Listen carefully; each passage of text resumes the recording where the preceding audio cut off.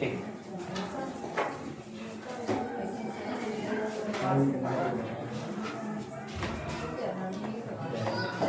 आपने पाठ करना है बेटा राष्ट्र निर्माण की चुनौतियां। अच्छा, चुनौती का अर्थ जानता है कोई? क्या कहलाता है, कोई बताओ? क्या है चुनौती? देश जब अधूरा तो जितनी कठिनाइयां। चुनौती बहुत कठिनाई, जैसे अपन सायगढ़ जा रहा है तो सायगढ़ पैदल जा रहा है तो क्या क्या चुनौतियां यहाँ है? रास्ता खराब है या जंगल है, किस किस चीज की चुनौती आ रही? तो जब हमारे भारत का राष्ट्र निर्माण, यानी पहले हमारा भारत देश किसका गुलाम था? किसका? अंग्रेजों का। आजाद कब हुआ? 1947 को। तो राष्ट्र निर्माण की चुनौतियां सन 1947 को 14 एवं 15 अगस्त की मध्यरात्रि में, मतलब 14 अगस्त की शाम थी और रात के 12 बजे के बाद तारीख बदल जाती है तो 15 अगस्त की सुबह होने वाली थी। उस समय हमारे भारत को आजादी मिली। क्या मिली? आजादी। और आजादी मिली बेटा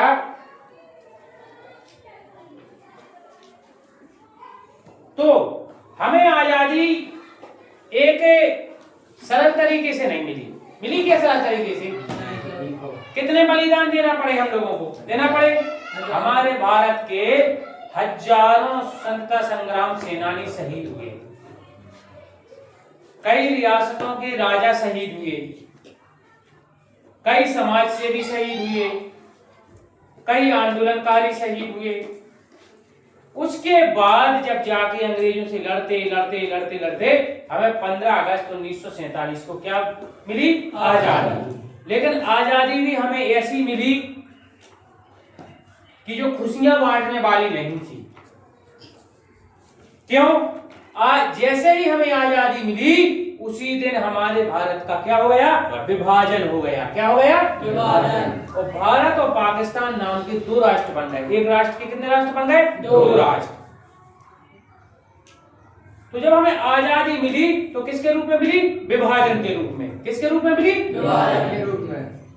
और जब किसी भी चीज का बंटवारा होता है बेटा तो हर चीज का बंटवारा होता है, अपने घर से अंदाजा लगा लेके अपनी ये जमीन या अपने जब दो भाई अलग होते हैं तो हर चीजें जो उसके घर में होती हैं वो समस्त चीजों को दो हिस्सों में बांट दिया जाता है। यदि दो भाई हैं तो दो हिस्सों में बांटा जाएगा, तीन हैं तो तीन हिस्सों में, चार हैं तो चार हिस्सों में। तो जब हमारे भारत का विभाजन हुआ सन 1947 में तो एक राष्ट्र से कितने राष्ट्र बन गए? दो राष्ट्र। पहले था क्या?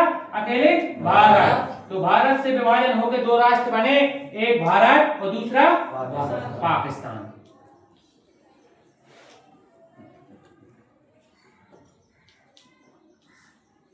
भारत एवं पाकिस्तान नाम के दो राष्ट्रों का उदय हुआ। और जब भी कभी विभाजन होता है तो एक समस्या सबसे बड़ी सामने आ जाती है, वो समस्या है विस्थापन। क्या है? विस्थापन। जब बंटवारा होगा तो सामान भी इधर का उधर, उधर का इधर होगा। होगा कि नहीं होगा? कि नहीं होगा? होगा। तो जैसे ही भारत का विभाजन होगा तो उसके सामने सबसे बड़ी चुनौती उत्पन्न हो गई विस्थापन की। भारत से बहुत से मुस्लिम लोग पाकिस्तान चले गए, पाकिस्तान से बहुत अधिक संख्या में हिंदू लोग कहां आए? भारत आए। तो जब विस्थापन हुआ तो केवल उनके जो अपने साथ वो ले आए वो उनकी चल संपत्ति थी। क्या संपत्ति थी? अचल संपत्ति तो कोई ले नहीं जा पाएगा। ये बिल्डिंग बनी, ये बिल्डिंग कोई उठा के ले जाएगा क्या? किसी के खेत हैं, जमीन है तो जमीन को कोई ले जाएगा क्या? नहीं ले जा पाएगा। तो विस्थापन की सबसे बड़ी समस्या उत्पन्न हो गई। किस चीज की? विस्थापन की। एक जगह से भारत से लोग पाकिस्तान आने लगे और पाकिस्तान से लोग भारत आने लगे। और ऐसे नहीं आए, भूखे प्यासे निंगते हुए हजारों लोग। और कुछ के तो आते आते किसी का बहन बिछुड़ गई, किसी का भाई बिछुड़ गया, किसी के पिताजी बिछुड़ गए, किसी की माताजी बिछुड़ गई, और कोई आते आते स्वर्ग सिधार गया। इस प्रकार से विस्थापन हुआ। किसी को जबरदस्ती मार के भगा दिया गया। हमारे हिंदू भाइयों को पाकिस्तान से तो मार मार के भी भगाया गया, मार के भी भगाया गया। ट्रेनों की मदद से आए लोग, पैदल आए, जिसको जैसे जो भी सहारा मिला उस स्थिति में, जो भी अपनी खाने पीने की पुटलिया थी तो उसको सिर पर रखे और भारत तक आए। तो विस्थापन की बहुत बड़ी समस्या उत्पन्न हो गई, और विस्थापन की समस्या उत्पन्न होने के कारण दो समस्याएं उत्पन्न हो गई, पुनर्वास और शरणार्थी। जो लोग वहां से यहाँ आए उनको शरण देने का काम किसका था? सरकार का। किसका था? सरकार का। ना तो उनके पास घर था, ना मकान था, ना रोटी थी, ना कपड़े थे। और ये तीनों चीजें किसी भी व्यक्ति की आवश्यकता है, महत्वपूर्ण। इनके यदि ये तीन चीजें हैं तो व्यक्ति जीवित रह लेगा। कौन कौन सी? रोटी, कपड़ा, मकान। यदि जिसके पास ये तीन चीजें हैं, रोटी, कपड़ा, मकान, तो वो जीवित रह लेगा। तो इन तीनों चीजों की समस्या उत्पन्न हो गई, क्योंकि हम आजाद किसी ऐसी स्थिति में तो हुए नहीं थे कि हमारे पास संपत्ति पर्याप्त मात्रा में थी, ऐसा कुछ तो था नहीं। आज से एक दिन पहले किसका शासन था? अंग्रेजों का। 1947 15 अगस्त 1947 को हमें आजादी मिली, और 14-13 अगस्त को शासन किसका था? अंग्रेजों का था। तो हमारे पास कोई ऐसा खजाना तो था नहीं कि जिस खजाने की मदद से हम उन शरणार्थियों का, उनके लिए पुनर्वास की व्यवस्था कर सकें। तो यह भी हमारे सामने बहुत बड़ी कठिन चुनौती उत्पन्न हो गई। जो पाकिस्तान से शरणार्थी लोग आए थे, जो पाकिस्तान से विस्थापित होकर हिंदू लोग आए थे, उनको उनका पुनर्वास कहलाता है, मतलब उनको कहीं अच्छी जगह पर रखना, अच्छी जगह पर उनको शिफ्ट करना, अच्छी जगह पर उनको निवास देना। ये समस्या हमारे सामने बहुत कठिन समस्या उत्पन्न हो गई। उनके लिए तीन चीजों की व्यवस्था बनानी थी हमें। कौन कौन सी चीज? रहने की, खाने की और कपड़ों की। उनके सर पर छत नहीं था, बदन में कपड़े नहीं थे, अंदर खाना नहीं था, मतलब भूखे प्यासे, किसी का भाई नहीं था, किसी का पिता नहीं था, किसी के बेटे नहीं थे, सब बिछुड़ गए थे। ऐसी परिस्थिति में हमारे भारत का विभाजन हुआ। जब लोग विस्थापित होकर आए तो तीन समस्याएं हमारे राष्ट्र निर्माण में, तीन समस्याएं हमारे लिए उत्पन्न हो रही थी, तीन चुनौतियां। कौन कौन सी? पहली चुनौती विभाजन, पहली चुनौती विभाजन। दूसरी चुनौती विस्थापन। पहली चुनौती क्या आई? विभाजन की। भारत एवं पाकिस्तान नाम के दो राष्ट्र बने। जैसे ही हमें आजादी मिली तो हमें तीन समस्याएं सामने आ गई। आजादी तो मिली, लेकिन आजादी मिलते ही हमारे सामने कितनी समस्या उत्पन्न हो गई? तीन। पहली समस्या क्या? विभाजन। भारत और पाकिस्तान नाम के दो राष्ट्र, एक राष्ट्र के कितने राष्ट्र बन गए? दो राष्ट्र। दूसरी समस्या विस्थापन। यहाँ के लोग वहां जा रहे थे और वहां के लोग यहाँ आ रहे थे, और जो उनकी अचल संपत्ति थी वो तो उनके साथ में जा नहीं रही थी। जो थोड़ी बहुत कुछ चल संपत्ति होगी, जैसे पैसा है, रुपया है, या थोड़ा जितनी पोटली उनके सिर पर चल सके, मतलब खाने की सामग्री, केवल उतनी। तो पहली चीज क्या?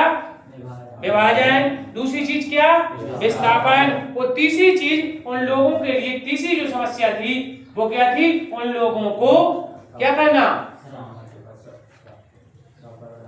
विभाजन, विस्थापन और पुनर्वास। उनके लिए रुकने के लिए आवास की व्यवस्था करवाना, उनके लिए खाने के लिए भोजन की व्यवस्था करवाना, और उनके लिए पहनने के लिए कपड़ों की व्यवस्था करवाना, यानी उनका पुनर्वास, यानी पुनः उनका वास करवाना, पुनः उनकी व्यवस्था, पूरी व्यवस्था करवाना।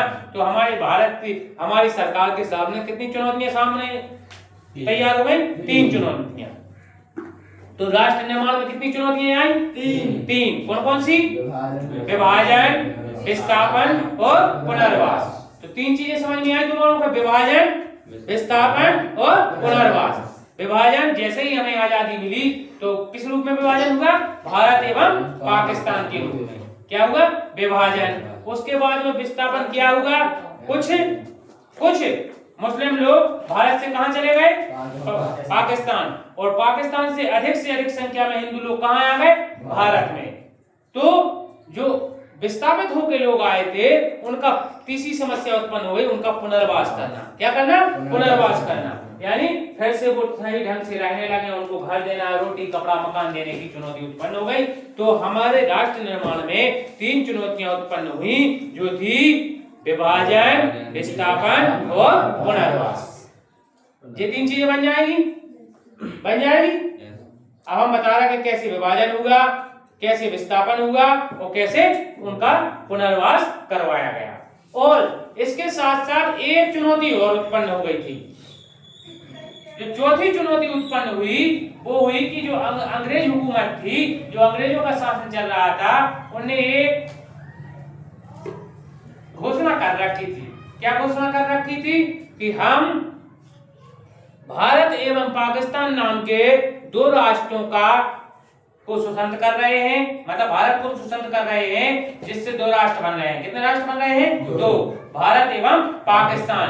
तो हम भारतीय संघ में आने वाली 562 या 565 कितनी है? 565 देशी रियासतों को हम ये अधिकार दे रहे हैं कि यदि वो चाहे तो भारतीय संघ में शामिल हो जाएं, चाहे तो पाकिस्तान संघ में शामिल हो जाएं, तो चाहे तो अपने आप को अलग रख सकते हैं। चौथी चुनौती जो उत्पन्न हो गई भारत के सामने। राष्ट्र निर्माण में 3 चुनौतियां हमने आपको बताई, और चौथी चुनौती उत्पन्न हो गई रियासतों के विलय की। क्या चुनौती उत्पन्न हो गई? रियासतों या रजवाड़ों के विलय की। तो पहली चुनौती मैंने राष्ट्र निर्माण में चुनौतियां, नंबर 1 कौन सी चुनौती थी? चुनौतियां नंबर 1 विभाजन, विभाजन। नंबर 2 विस्थापन, विस्थापन। नंबर 3 पुनर्वास। और जो चौथी समस्या उत्पन्न हुई वो हुई रियासतों या रजवाड़ों की विलय की।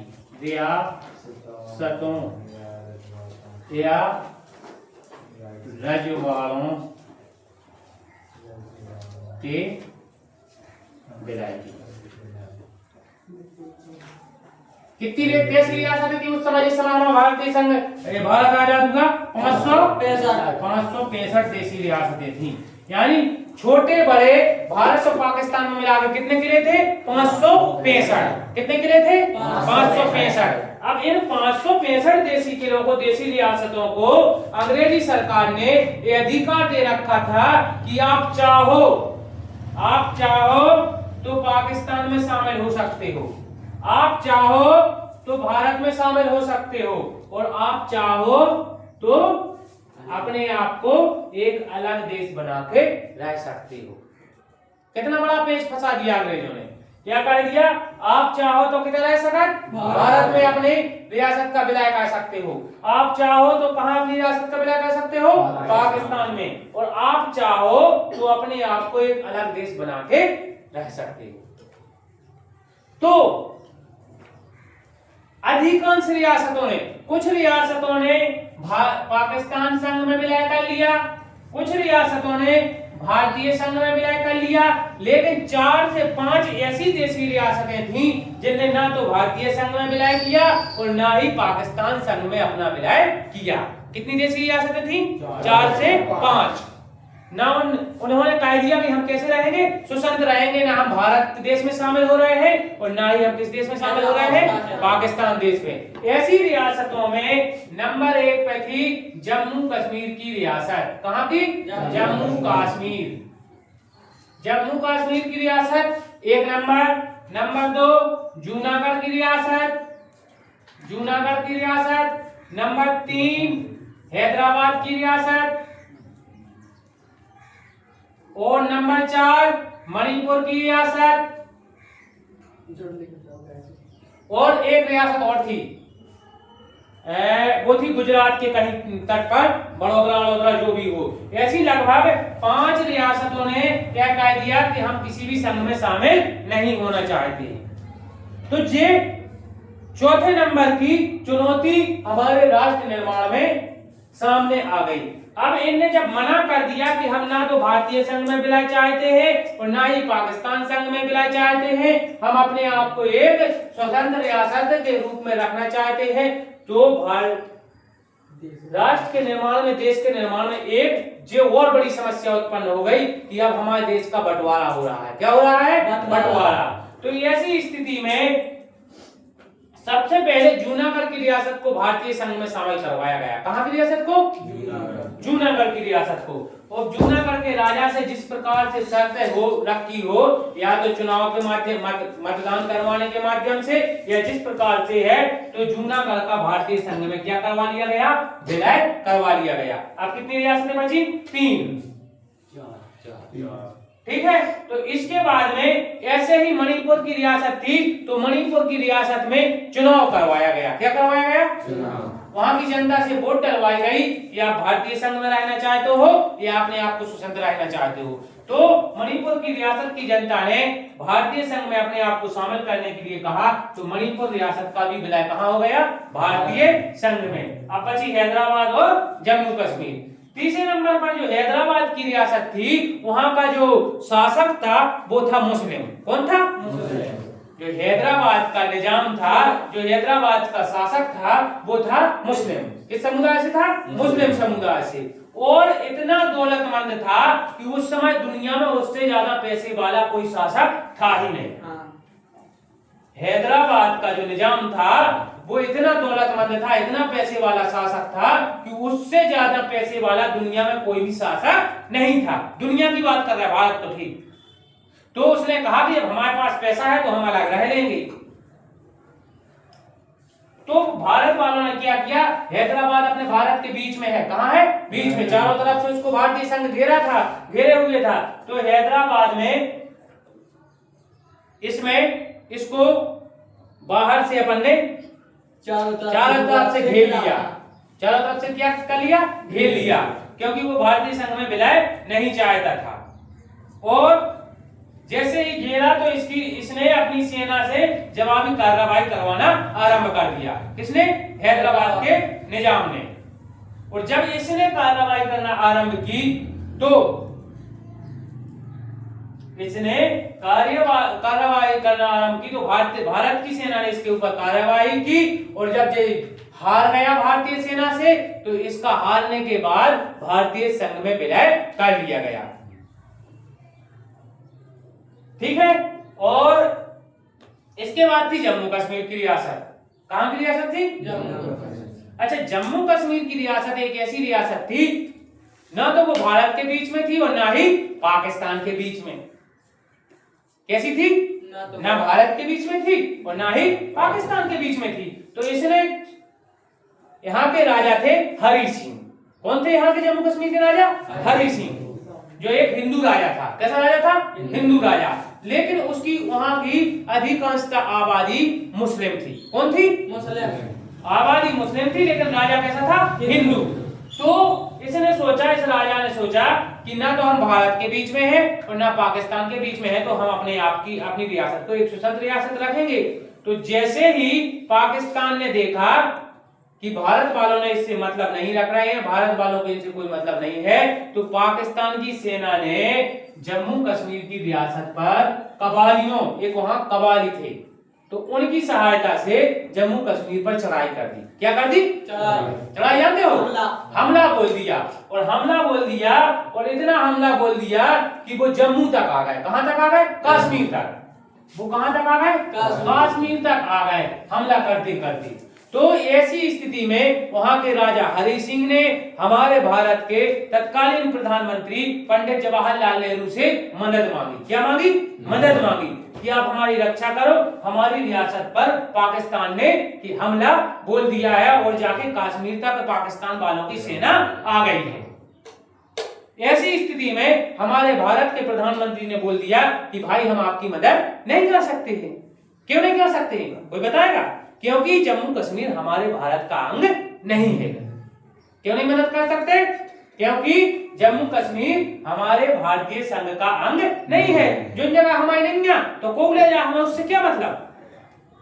या तो आप अपनी रियासत का पहले हमारे भारतीय संघ में विलय करो, तब हम आपकी रक्षा कर कर सकते हैं, अन्यथा हम जम्मू कश्मीर की रक्षा नहीं कर सकते। बात समझ में आ रही? या तो तुम दस्तखत करो कि हम जम्मू कश्मीर की रियासत को भारतीय संघ में शामिल करते हैं। तो वहां के राजा हरि सिंह ने सन 1948 में कुछ शर्तों के साथ, किसके साथ? कुछ शर्तों के साथ जम्मू कश्मीर का विलय आनन फानन में, आनन फानन जाना? आनन फानन नहीं जाना, अर्जेंट में अगर टाइम लग रहा तुरंत को तुरंत फैसला लाओ, आनंद फानन में 1 दिन में लाओ हो, 2 दिन में लाओ हो, तत्काल में फैसला लिया कि अपन कुछ शर्तों के साथ, उसने राजा ने कुछ शर्तें प्रधानमंत्री के साथ कुछ शर्तें रखी कि हमारी इतनी अमुक शर्तें हमारी मानी जाए, तो इन शर्तों के साथ हम भारतीय संघ में अपनी जम्मू कश्मीर का विलय करते हैं। और कुछ शर्तों के साथ जम्मू कश्मीर का हमारे भारतीय संघ में क्या हो गया? विलय हो गया। तब जाके हमारी भारतीय सेना ने जम्मू कश्मीर की रक्षा की और जो पाकिस्तान की सेना आ रही थी उस पाकिस्तान की सेना से मुकाबला किया। तो पाकिस्तान ऐसी स्थिति में कहां चला गया? अपन ने कल एक पाठ पढ़ा था, परसों संयुक्त राष्ट्र संघ पढ़ा था, संयुक्त राष्ट्र संघ। तो पाकिस्तान कहां चला गया? संयुक्त राष्ट्र संघ के पास चला गया और संयुक्त राष्ट्र संघ से एक आदेश आया। क्या आया? आदेश कि जम्मू कश्मीर पर जब पाकिस्तान वालों ने चढ़ाई की तब जम्मू कश्मीर भारतीय संघ का अंग नहीं था और जहां जिसकी सेना है उसकी सेना वहीं रुक जाए और लड़ाई रोक दी जाए। तो जो जम्मू कश्मीर का हिस्सा, मान के चलो जम्मू कश्मीर का जो हिस्सा है, पाकिस्तान वाले यहाँ तक आ गए थे, तो 25% जम्मू कश्मीर पर आज भी पाकिस्तान वालों का क्या है? कब्जा है और 75% हिस्से पर किसका कब्जा है? हमारा। तो जैसे ही संयुक्त राष्ट्र संघ से फरमान आया तो वो सेना यहीं रुक गई और यहाँ से उन्होंने अपना हिस्सा मान लिया और यहाँ से वो विवाद, जम्मू कश्मीर विवाद, उस दिन से लेकर आज तक चल रहा है। चल रहा कि नहीं चल रहा? और जो धाराएं उन्होंने जो अधिकार मांगे थे वो अधिकार अभी हमारे संसद में 2-3-4 साल पहले ही समाप्त हुए हैं। एक अनुच्छेद 370, उसके तहत जम्मू कश्मीर को इतने अधिकार प्राप्त थे कि हम जम्मू कश्मीर के आदमी पूरे भारत भर में कहीं भी प्रॉपर्टी खरीद सकते थे, लेकिन भारत का आदमी जम्मू कश्मीर में प्रॉपर्टी नहीं खरीद सकता था। जम्मू कश्मीर के लोग भारत भर में व्यापार कर ले, लेकिन भारत और क्षेत्र का लोग वहां ना तो रह सकते, मतलब स्थायी जमीन खरीद के ना तो रह सकते थे ना कुछ, और राजा को भी जो पेंशन का प्रावधान था उसके परिवार को पेंशन मिल रही थी। यानी जो उसने मांगे रखी थी वो मांगे अभी लगभग 3-4 साल पहले तक चलता रहा।